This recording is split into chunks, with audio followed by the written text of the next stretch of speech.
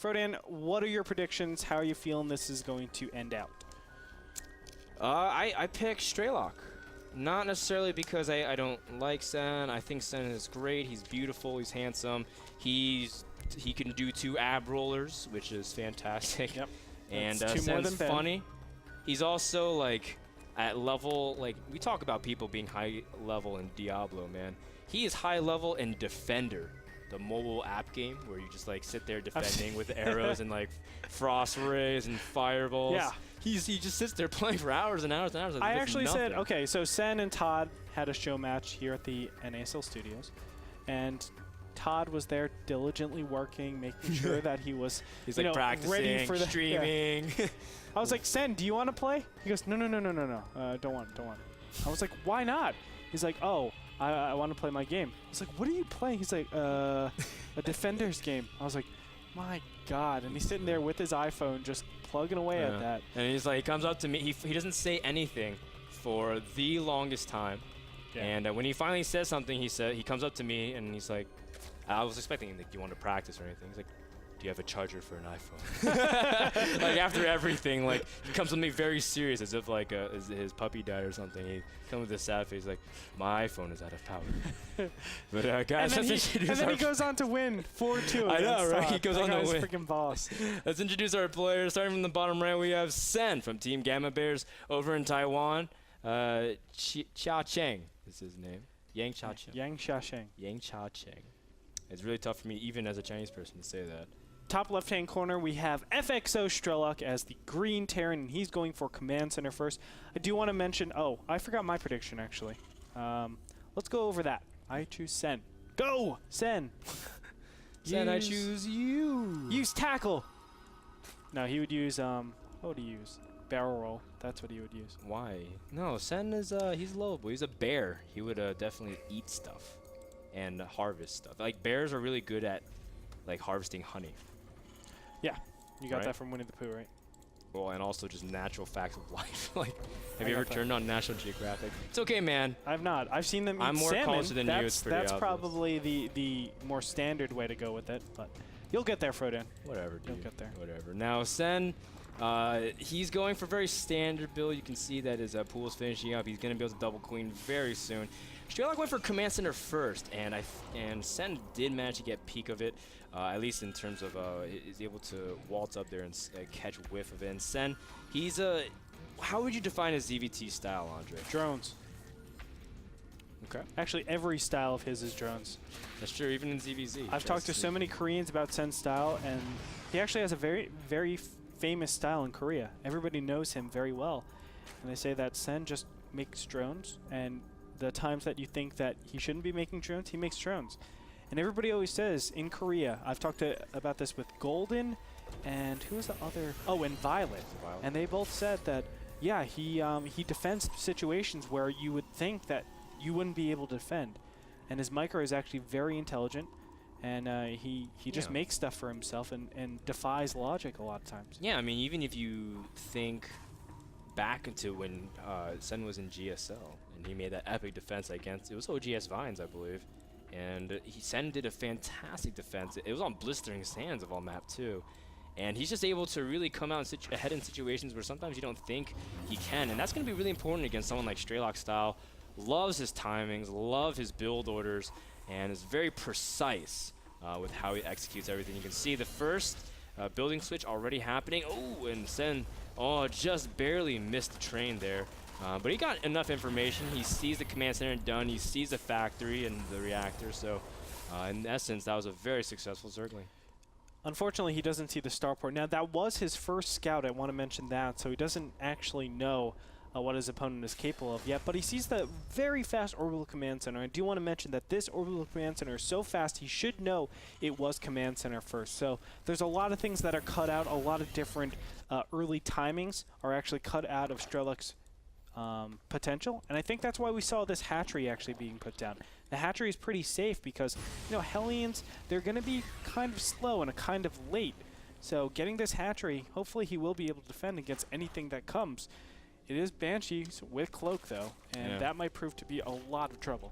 Yeah, this is a pretty good transition to really deny a Zerg's ability to get his third up while you can stay safe at home as long as you don't get Roach Bane busted. But you see that Strelok does have his first initial Hellions covering the watchtowers, not really trying to harass whatsoever.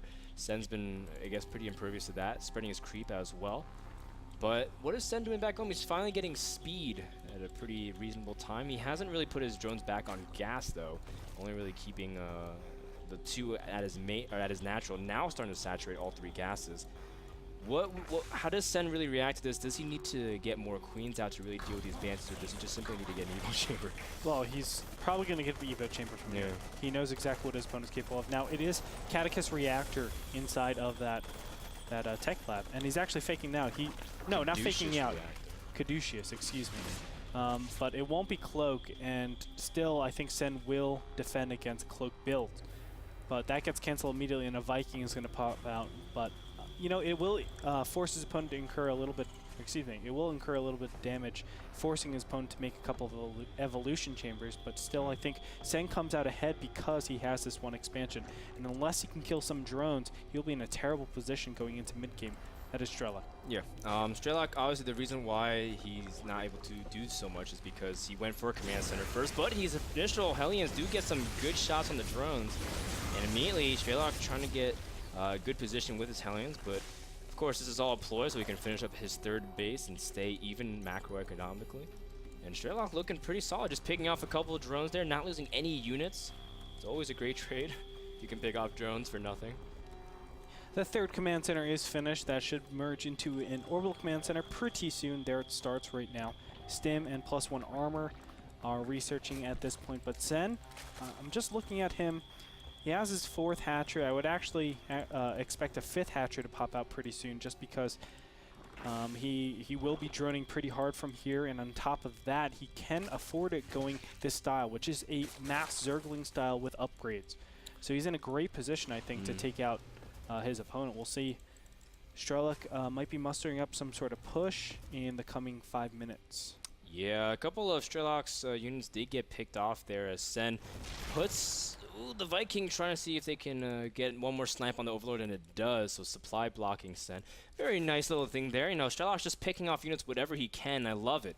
And he's not overcommitting his units, other than the one Hellion that was there.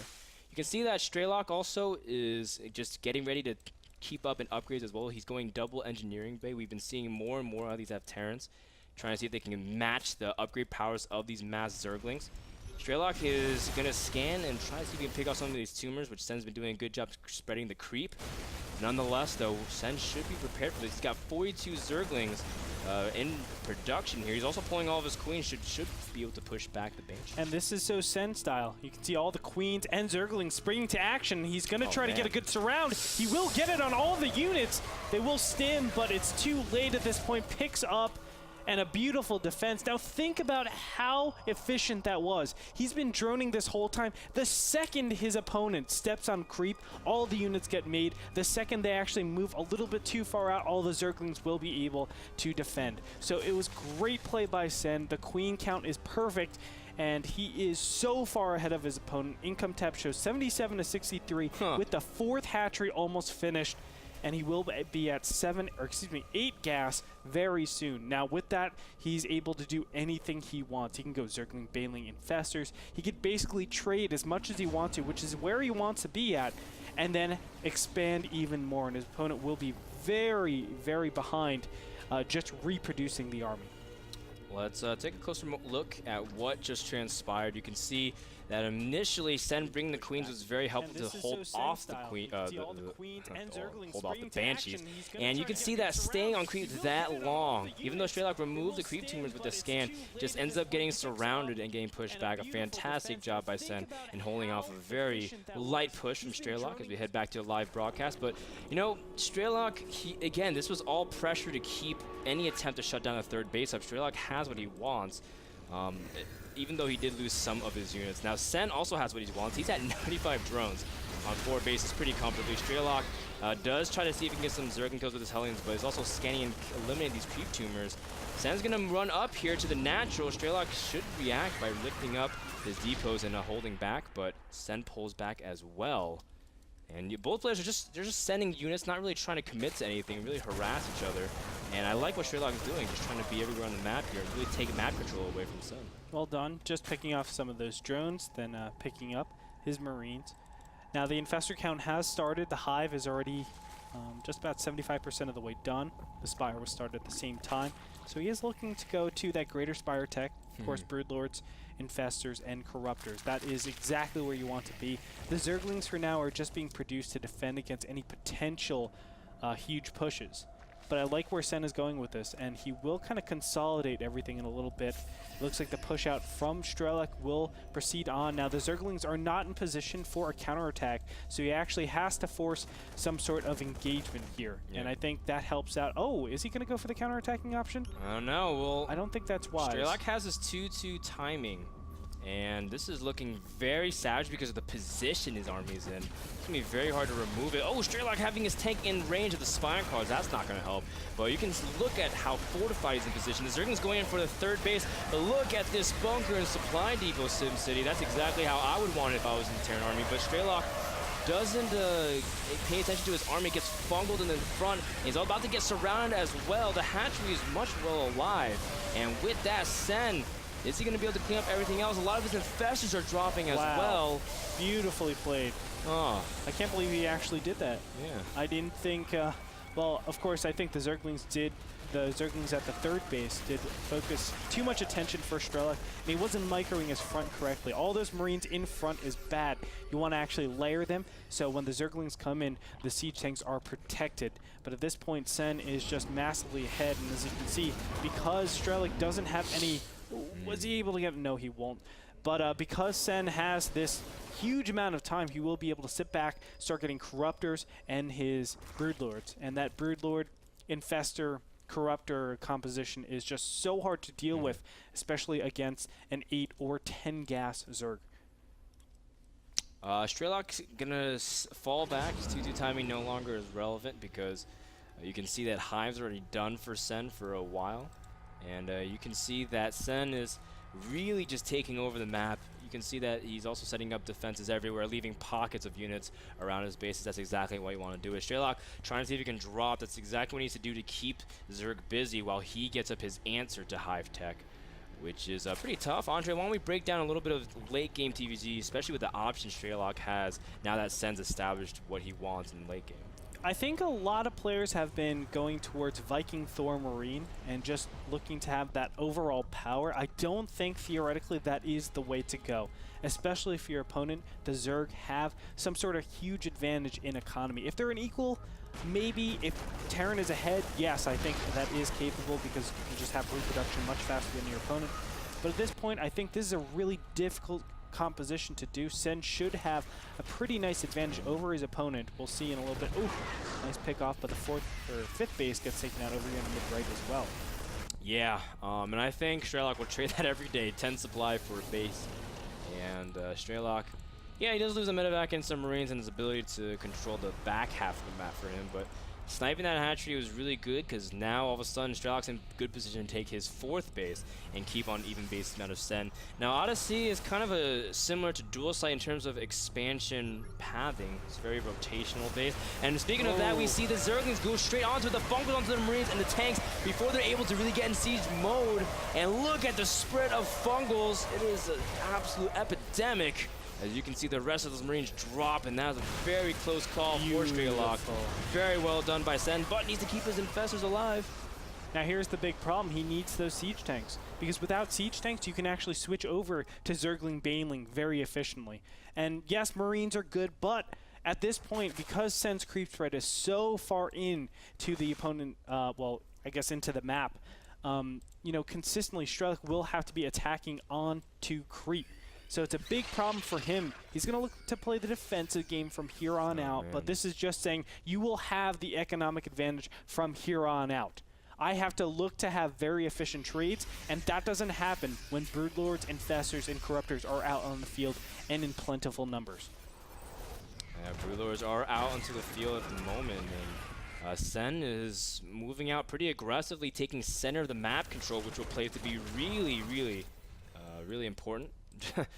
As I can't emphasize it more than with 3 reallys, but especially with Vikings in play now, it'll be matter all about whether or not they're able to split up and avoid the fungals. The Vesters trying to see if they can catch whatever they can get their hands on. The Sen is trying to send his Corruptors as well to protect the Broodlords, and Sen is also starting to devastate the huge amount of tanks here, and Marine Strelok running out of supplies. Sen still looking pretty strong as he has most of his army and nothing in production.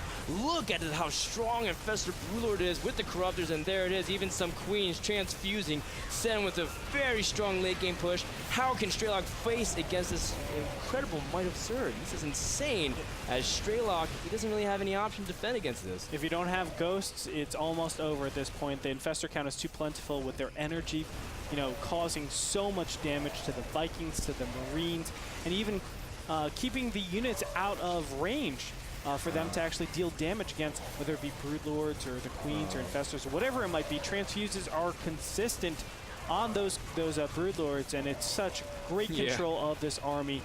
And I think all Sen needs to do is just remax and go in with another wave, and here it is. Another round of Zerglings are going to come in here. Just beautiful play overall by Sen. And great Sen control. pulled back his Infestors when he knew he didn't have strong ground support, and now he has his Infestors rejoining the army. Look at it, Sen is just completely eradicating the Terran base. Now inside the production line, which is always the worst part. Whenever you play Terran, you realize that anything that pops out immediately dies, as Sen is cleaning up the rest here. GG from Strelok. And after 23 minutes of the game, Sen comes out on top for game number 1. Very well played. I think Strelok needed maybe Ghosts at the end there. That's definitely a unit that we overlook in TVZ ever since that snipe change.